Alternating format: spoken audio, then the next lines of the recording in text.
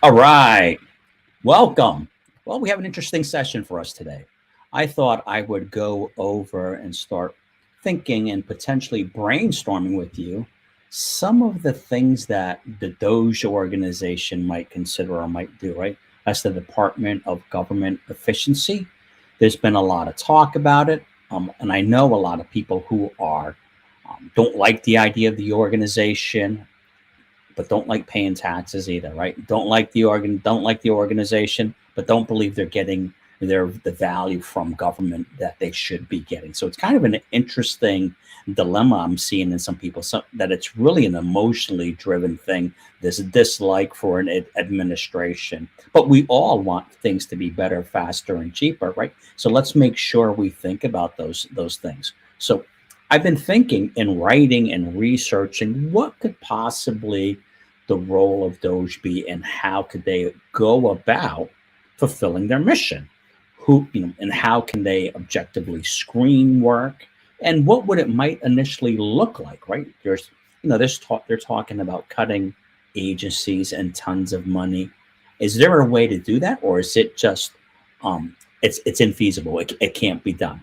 And I don't believe that it can't be done. I'm a person that believes that there's a role for this, and that it can actually do some good for us. I've also been like intertwining the Lean Six Sigma, AI, and automation into this, because a lot of that stuff is really interesting and can apply to the public sector as a whole. When I'm talking about the public sector, I'm talking more in lines of the services industries, right?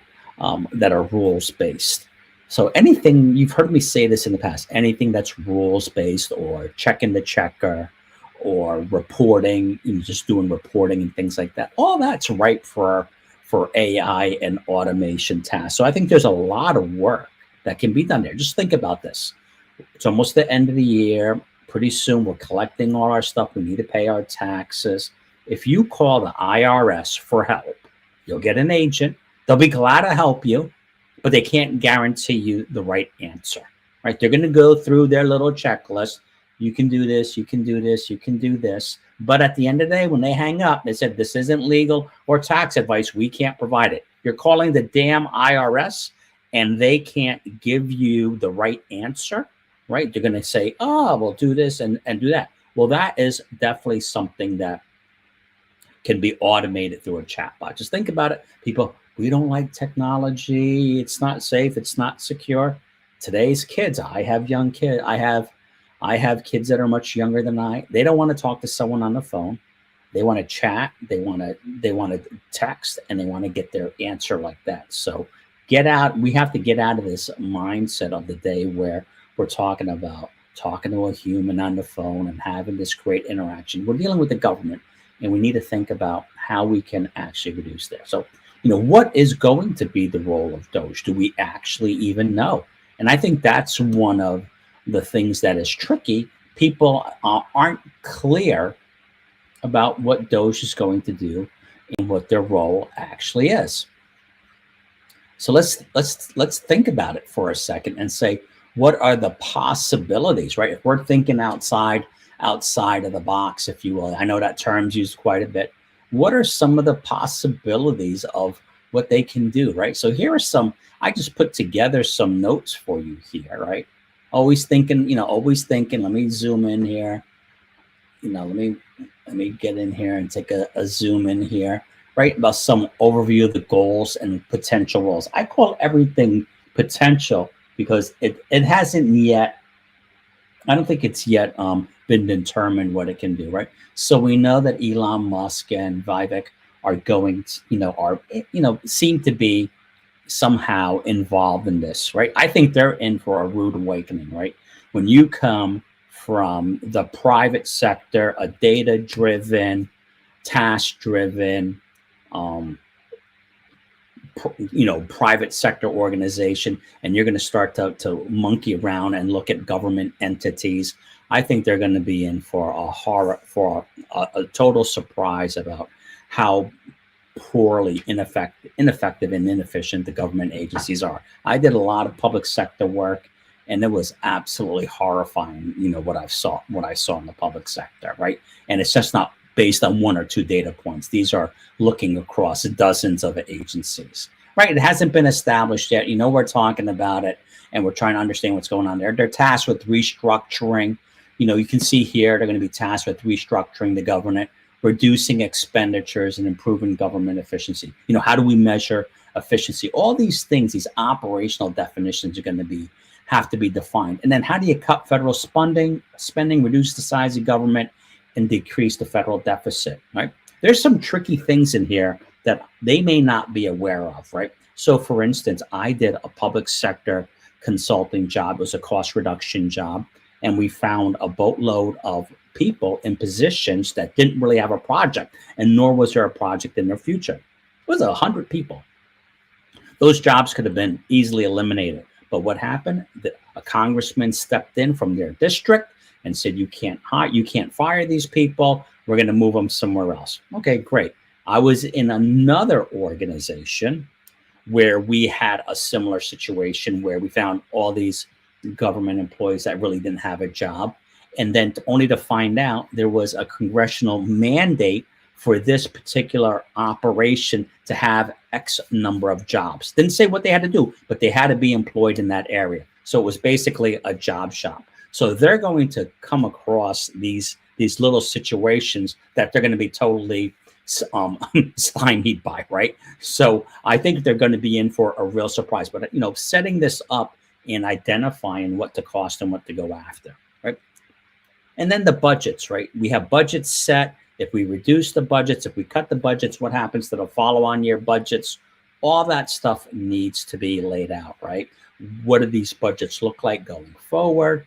And how do we manage those budgets? Are we going to include packages to lay off these people? Right? I live in the state of Vermont where we have a massive tax problem.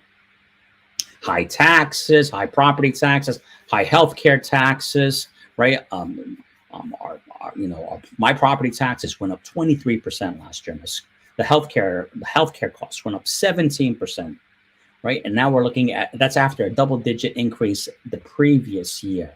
And what are our politicians doing? What are they looking for? They're looking for another way to generate that revenue rather than understanding we might be able to right-size that organism, the right-size the state. So I think there's going to be some interesting work here, and they're going to demonstrate how inefficient and ineffective the government is, right? And there's only a handful of us. There's more than a handful of us. But when you've been on the inside seeing this, it wouldn't be a surprise to you.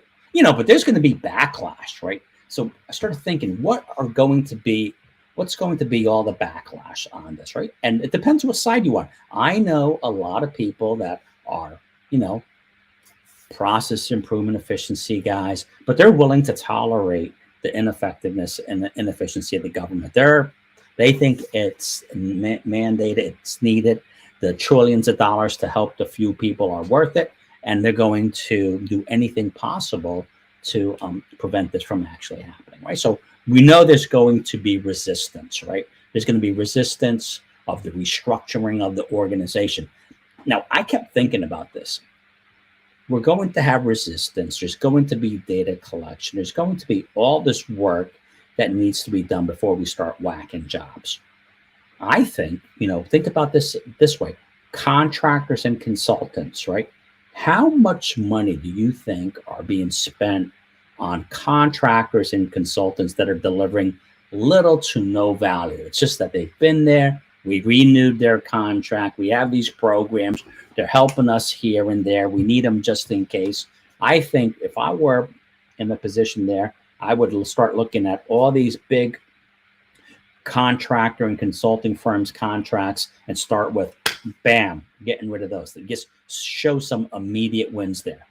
You're going to have this bureaucratic inertia, right? There's all this bureaucracy. You have to realize when you start cutting this, you're going to be cutting jobs in certain districts, congressmen and senators, as much as they want to talk about, doing the right thing for the people in the government. They're protecting their power, right? They're going to protect their base. And these organizations are going to continue. They're going to get a lot of pushback from these organizations, right?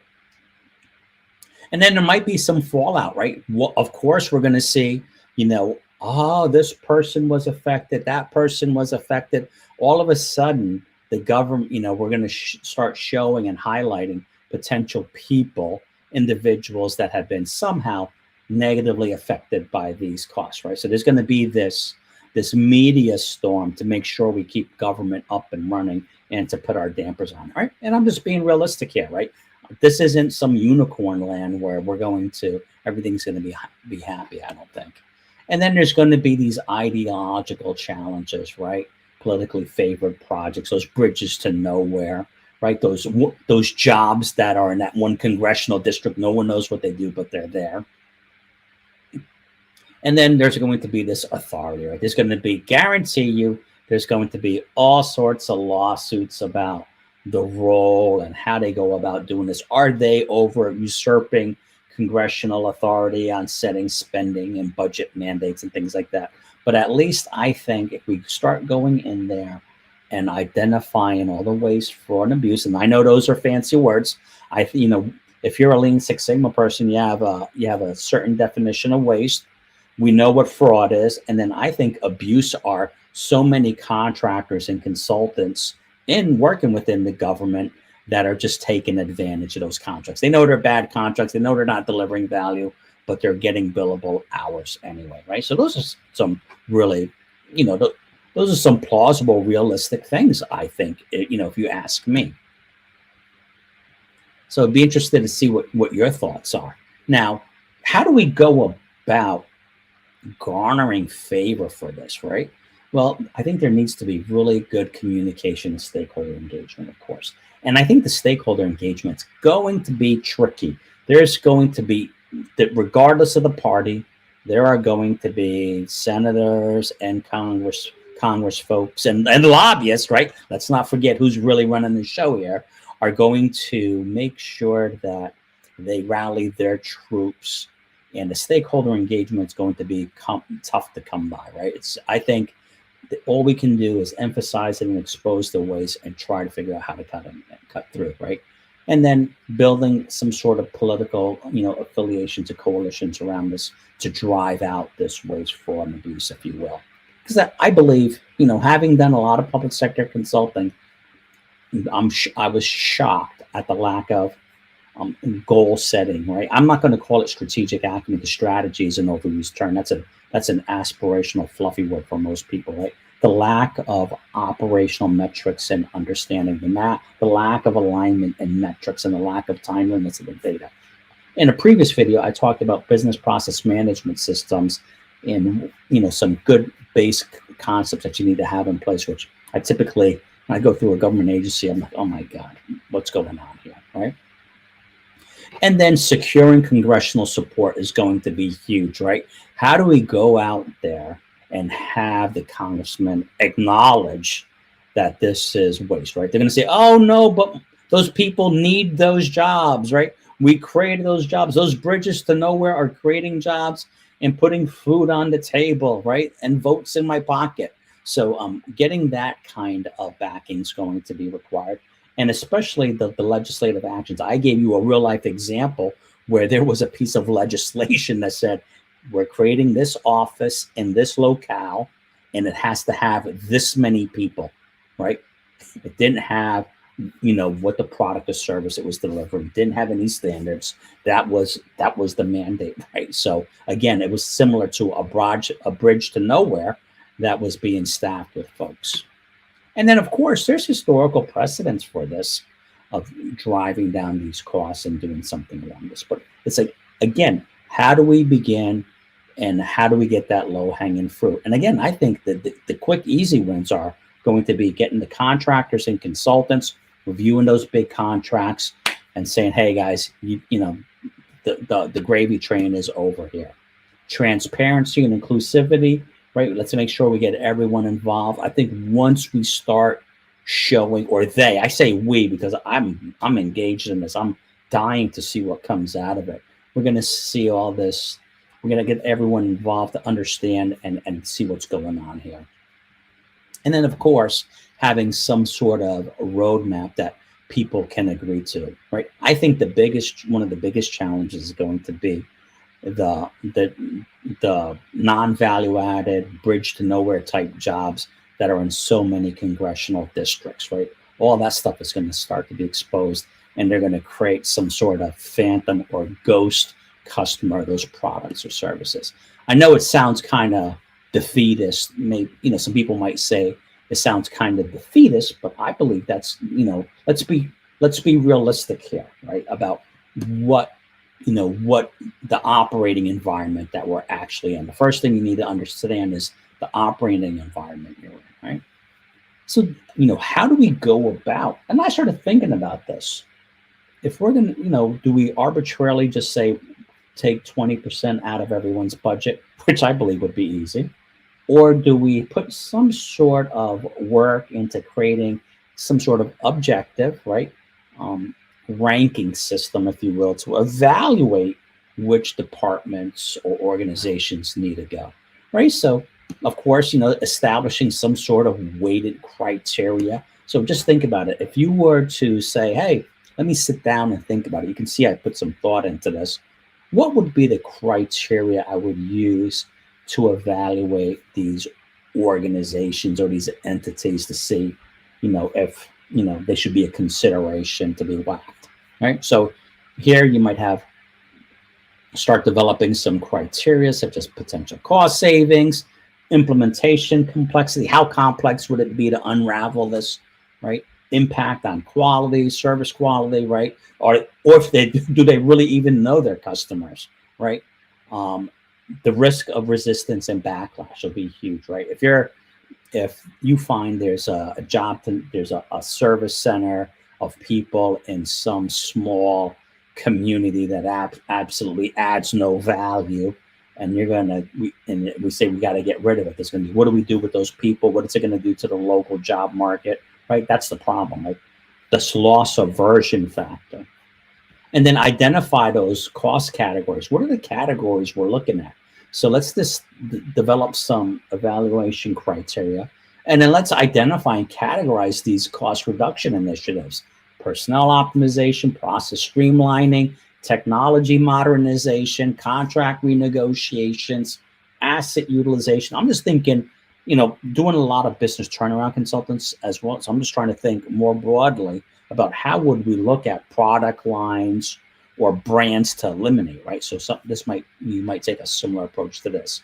Assess each initiative and give it a score. So you can create a weighted scorecard in here. I actually had, in under 3 here, I had a weighted scorecard, which is a scorecard that had the criteria listed, and it would have the agency listed along the y-axis, and you can start creating a scorecard and saying, hey, you know what, these are the ones that are rising to the top, and then we'll rank them and give them a score, and then we can come up with some sort of standard to say, hey, this is how we're going to go about identifying and prioritizing the things that could potentially go. So, I think this is a very meaningful and fruitful way. Again, what are your thoughts, right? We have this Department of Government Efficiency.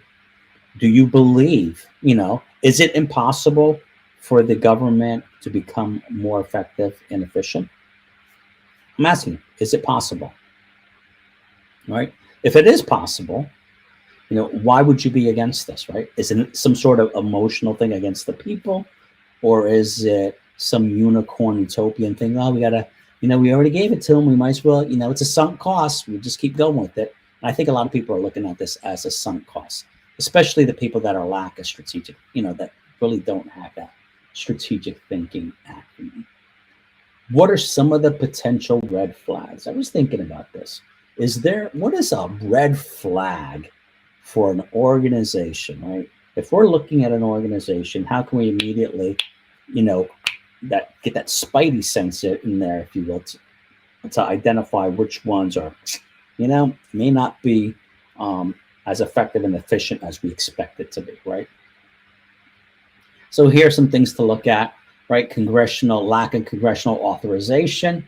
I guarantee you're going to start finding all these agencies and sub-agencies and stuff like that weren't really authorized, that somehow squeezed into the budget somehow. right? Unclear funding mechanisms. How is this thing funded? Who's funding this, right? It's not clear who's funding it, where that money's coming from. Inefficient transparency in the operations, right? I think there's not only is like who's the customer and what service is being provided, what are the operational metrics that are in place to ensure we're doing the right thing for the taxpayer. That's probably one of the biggest things I've seen is despite all the training and all the money we spend in these government agencies, the operational acumen and the ability to manage operations with data, understanding, being a statistical thinker, understanding the variation in the data, having the right operational metrics in place, having a monitoring system that is in real enough time where we can take action and manage to that is very challenging. And then we have overlap with these existing agencies, right? So how do we go about understanding where there's overlap? Who's the customer and what is it you provide? I think if you start thinking about AI and automation now, if you had people and, not a 100-page document, but write a 5-page report. All right, here are the services we deliver. Here's why we deliver the services.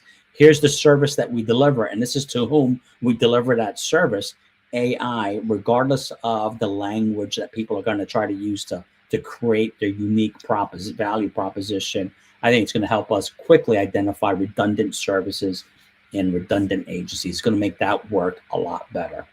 And then, of course, does this really align with what it is that we're trying to do as a nation now?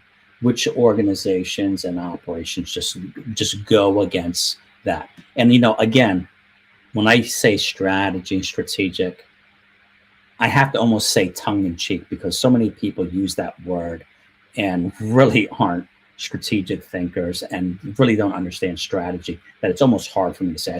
I would say more in alignment with goals and objectives rather than a strategy and a vision of where we need to be in the future. So, what would be some indications of some low-hanging fruit? Now, let's see. I have a question here, right? It sounds like you're kind of down on government, right? It's not that I'm down on government. It's that how many times do you think these government employees went to evaluate their union contracts and negotiate their new benefits that they said, hey, you know what? Joe in small town America, you really can't afford this, right? I think the government, and like many big private organizations, right? Even private businesses, they start to expand. People want power. They want more money. They want more authority. They want to get promoted. They start growing these businesses. All of a sudden, you see the indirect labor, the non-value added labor costs starting to creep up in parts of that organization. Same thing happens in government, but I think it's probably more unchecked in government. So it's not that I'm down on government. I think government has become bloated, especially from what I've seen, right? So that's one of the questions I saw in there. Dan, sounds like you have it in for consultants and contractors, right? That's another question. No, I don't have it in for consultants and contractors, right? But I've been there, right? I was in the public sector contracting and consulting world, and I'm surprised that some of the shenanigans that takes place here. I'm trying to be as unemotional and objective about this. I think, Dan, what makes you think the government's bloated? I just told you why. And what should the right size government be? Well, let's figure that out. Let's start by taking a haircut here and get rid of what we know we don't need and what's redundant, and see where we go from there, right? So let's go back here real quick. I'm going to come back here and say, okay, so what's some of the low-hanging fruit, right? These think tanks and stuff like that. Do we have these government-funded Quagnos and think tanks out there that we're supporting that are doing redundant things? That might be a low-hanging fruit thing to go after. Contractors and consultants with inefficient or ineffective contracts, right? Again, I think that's a low-hanging fruit. We could probably show some immediate, it's going to be incremental savings, right? It's not going to be huge, but you never know. I think it sets the tone and messaging, right, about, being more responsible with our taxpayer dollars. Projects not contributing to net growth. Now, When I say net growth, I meant supporting, supporting businesses and or growing astronomically out of hand. These faux charities, right? Yeah, again, charity. There's all these agencies that are receiving federal monies and dollars, and I know. Oh, here it is. Let me see. I know the questions here. Yep. Elon Musk's companies has gotten billions of dollars in taxpayer subsidies. Okay. Yep. What do you want me to say about that? Okay. He had that. That's true. I don't. Do I like it? Nope. I'm not justifying it. Right. So, but we can't let that stop us. We can't say, what about this? What about that? Right. That's not going to get us anywhere. Let's move ahead and start thinking about where we need to go. Right. You can say, what about everything? I mean, depending on, obviously a political comment there, right? We can go about in circles all day long and not do anything because everybody was crooked at one time and there was a politician that did this wrong and that wrong, right? So here we have these faux charities that might exist, right? And what action? So we need to do some sort of review. And how do I think Lean Six Sigma, AI, and automation could help? Right. Well, I think automation and AI can help. Imagine if every one of these agencies had to submit a small template or form describing what they do, who they do it for, why they do it, and the cost of delivering that service, right? And how many people they have on the payroll. AI can quickly sort that out for us and find those redundancies. Just think about the army of people it would take to figure that out, right? Anything that's rules-based, that's ripe for AI automation. I know, again, people are going to say, oh, AI is going to get it wrong. What makes you think some government employee is not going to get it wrong either, right? Oh, the data is not secure. What makes you think someone's not walking out with that data, right? So we have a lot of this anxiety over AI and automation, and the argument is always how wrong it can be, but the same thing applies to the human factor as well, right? So there's going to be a learning curve there. So I think that's huge. I think when we start looking at wastes and operations and metrics, that's where the Lean Six Sigma work can come in, right? So we might decide, or they might decide they find an operation, but it needs to be tweaked, right? Well, we can tweak it.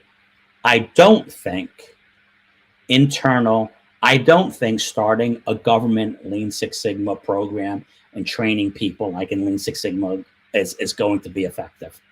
I think they're too close to the problem. There's too much emotion and bias in there. It's very hard to have that bias. By the time you get people trained and up and running, I think there's going to be too much of a lag in there, right? And if those people are committed to those agencies, it's going to affect their careers and stuff like that.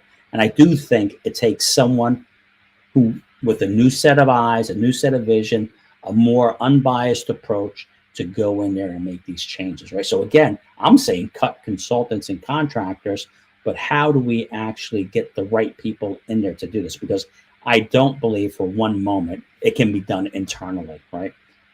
Even in small organizations, I just can't see it. It's the use it or lose it mentality, right? I had someone come to me for employment, and they're like, look, I was a DOD trained black belt and yada, yada. I'm like, well, what did you really drive, right? What real improvements and cost savings I needed people that can take out costs. Well, we took out this cost. I said, so you reduced the budget. No, we didn't reduce the budget, but we put it to more strategic use. I think there's going to be people in there that can make these hard cuts and choices and not let that slide and get out of the way. So I really think there's a role for it. And I think there's a role for operationally trained people with good acumen about, like the Lean Six Sigma generic, some skills. We don't have to be statisticians in there, right? I was a GE master black belt, right? We would do all sorts of crazy statistical calculations. But I think the government is operating at a level that's so low, you don't need a micrometer, right? A yardstick might do, right? So that's my opinion on it. But I think DOGE, to be effective, it needs to be very clear about what it's going to do. It needs to create some sort of scorecard or framework, right? Something like this, some sort of criteria that can be used. They need to be aware of the congressional and senatorial backlash they're going to get. There's jobs and agencies that, you know, we know aren't delivering a lot of value, that are costly, but they're in these districts, they're voters and they're in these districts and they like those jobs, right? So it's going to take a lot of work to overcome that inertia. I think a lot of the data, operational data that we're talking about, that you needed to have to be more objective, is probably not there.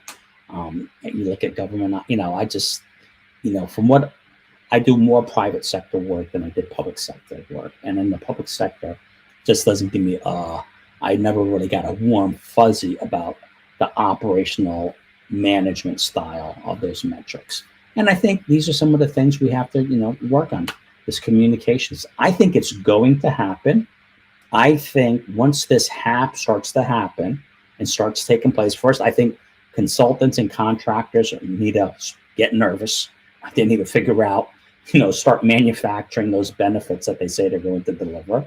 I think government people need to make sure they start thinking about putting good operational metrics and systems in place just in case, right? So they can start having some data to demonstrate the value that they're delivering. And I think it's going to be an interesting time ahead.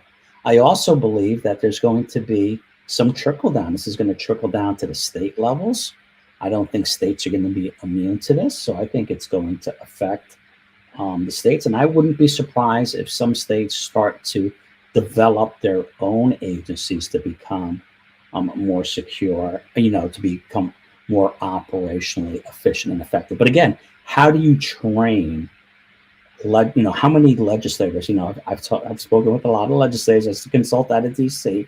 How many of them really have a good understanding of managing a business or an operational organization and demonstrating value and having metrics?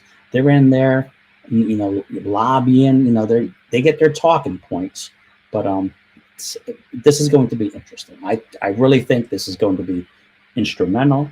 I think the Lean Six Sigma skills are going to be very interesting because you already have a good jump on understanding waste, you know, defining a process, measuring it, analyzing it, identifying improvements. Not everything's going to get whacked. I think there's going to be improvement opportunities, but I think it's going to come from the outside.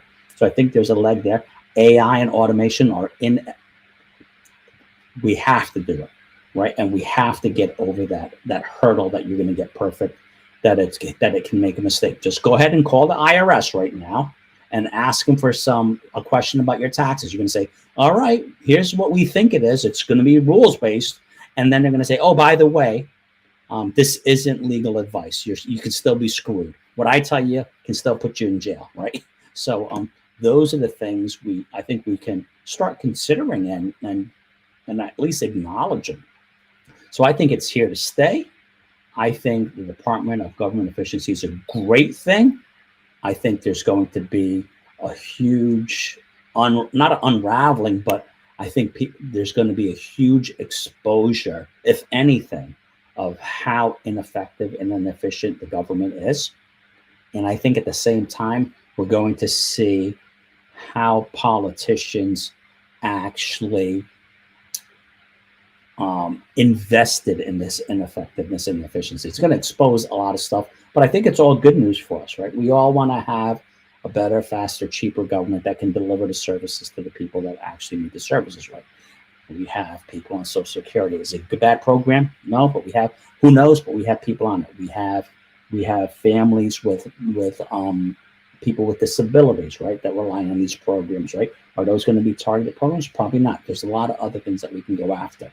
But I think Lean Six Sigma, AI, automation will go nicely, blend nicely with the mission that DOGE has, as long as DOGE goes about realizing and understanding what they're up against. And I don't think they can rely on the people within the organization to help them, right? This is going to have to be done.